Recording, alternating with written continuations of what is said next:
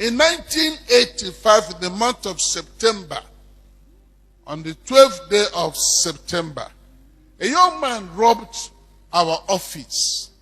I used to have the best office east of the Niger. We had a printing press with an American girl, white American girl, as a manager. When this young man moved everything in that office, I heard a voice that said to me, "Umai, don't fight for yourself. Give him everything he removed." I told God, that's not how we operate in this country. And God asked me to shut up my mouth and obey him. So I said to the young man, take everything you have removed and go with them. They are now yours. The mother said to him, don't take anything. If you do, you have nailed yourself. He said to the mother, you are an illiterate. What do you know? The mother said to him, I'm a witch. I know the mechanics of power and the dynamics of power.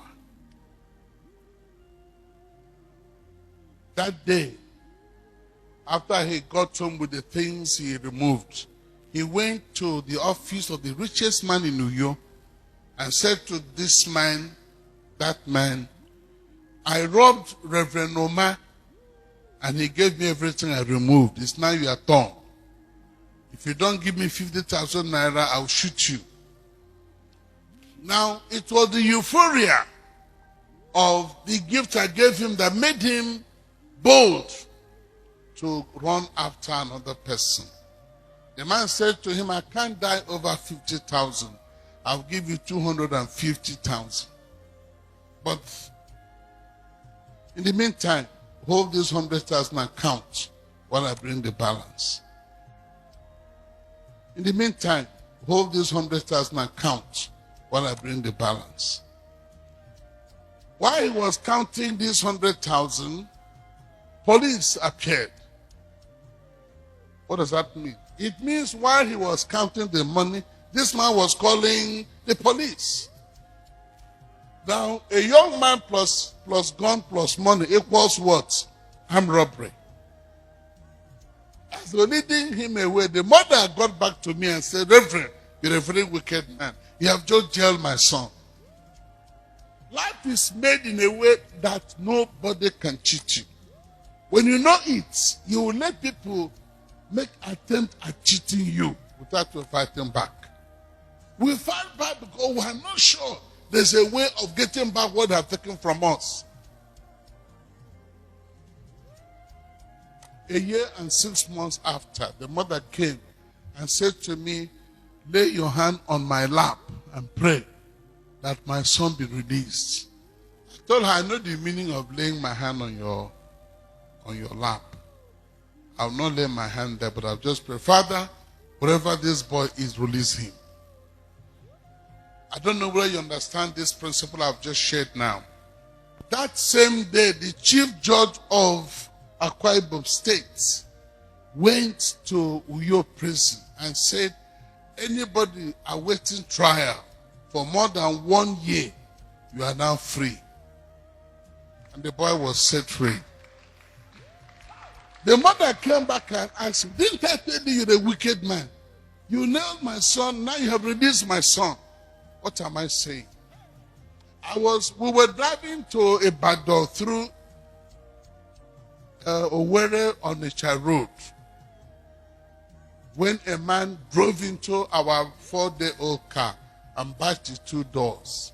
I came out and inspected the damage and said to my driver, can we continue? He said, no, sir. This man must repair this car. Oh, God, do you know him? He said, no. You know quarrel with him? He said, why are you fighting him? Come on. This battle is being fought at a higher level. Let's go. He told me he will not drive that car.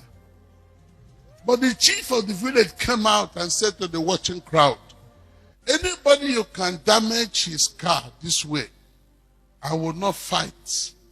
I will not say anything. That person has somebody who fights for him. When that person comes, nobody shall be found alive in this village. He asked them to block my way. He said to me, slap this young man, kick him. I want you to learn a very powerful lesson. When somebody calls you an idiot, don't tell him your mother is an idiot, your sisters are all idiots, everyone from your village is an idiot. I'm a witness. Just go your way. Heaven will take over and fight for you. Which one do you prefer? The good news is when God sends an angel to slap your enemy, no Nigerian policeman will ever arrest the angel. Will they? No. They can't even blame it on you. Has anybody learned anything new today? Raise your hand. I'm sure you must have been told the driver who killed my children and my cousins was never prosecuted. Young men from my village went to the police station and said to the DPO, if they are not prosecuted, we shall burn down this police station. The DPO drove to my house and said, Umai, I'm in trouble. I told him, you are not in any trouble. I went with him and addressed the young men and told them not to fight for me. I have somebody who fights for me. You can't be a good child of God if you don't come to this understanding and knowledge that whoever cheats you cannot escape your God. Even if your husband walks out on you and runs after other girls, one of your children will grow up to be a husband to you and will take care of you more than any man can take care of his wife. That's how life is made. If a girl jilts you and sacks you, for any reason, don't worry. God will bring a better girl to take her place and make your life more comfortable, more pleasurable, and more successful. Are you here? That's why God said we should forgive. Forgive. Forgive. Now stand up and say to two persons beginning today, I will forgive whoever wrongs me.